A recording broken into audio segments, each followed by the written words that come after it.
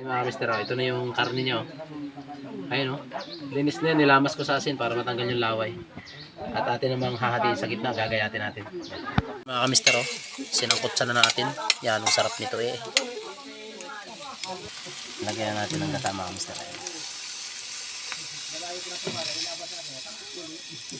Hello mga kamister, nandito ulit ako sa aming probinsya.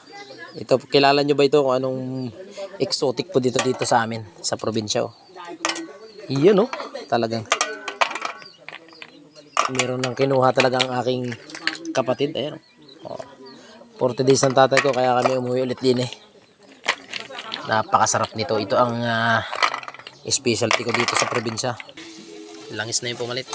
Ang tawag dito ay bayoko mga kamister. Ayan oh. At talagang yan ang suwabe niyan mga kamister. Specialty namin dito sa probinsya. Ayan. Gagata namin.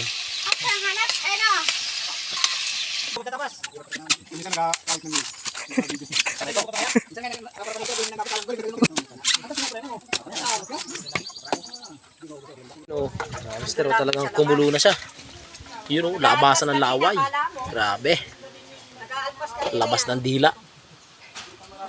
Tapos mamayang gabi mangingilaw ulit kami. Mangingilaw kami ulit din sa aming niyugan dito sa gubata namin. Puno pala to ya. Grabe sarap nito. Sarap kagataan. Pirito, inihaw, or binangi. Napakasarap niyan mga mister. Ay man din, isinap lang na namin din sa aming tungko. Ay, talagang mauling lang. Ahi pa natin para lumingas. Yan, ang gaganda ng panggato ng aking nanay ayo.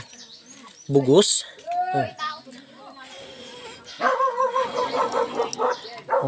Ito na mga kamister oh.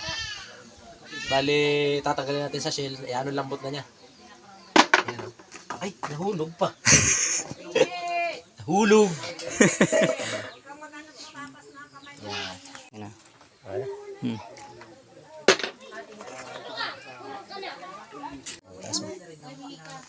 Ayan mga kamister, ganito. Nilinisin natin tapos ito may taba ito.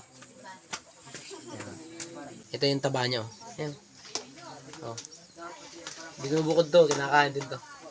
Ayan mga mister. Ating gigisahin. May langis na yan. Lagyan natin ng bawang.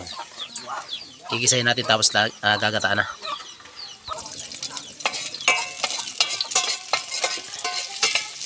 Ito ang lutuan ng aking nanay. Laki ng lutuan ng nanay ko. Ano? Laking kubo. Ayan mga kamister oh. Bali niluluto lang natin, pinapakati na natin yung kanyang gata. Yan ang sarap, kompletos regados na ito. Mahalang na rin.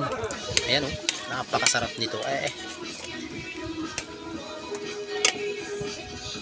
Ayan na mga kamister oh. Ito na yun, naglangis-langis na, kahati na siya. Wala na siyang gata. Langis na yung pumalit. Okay, let's go. Kain na tayo or pulutan, pwede.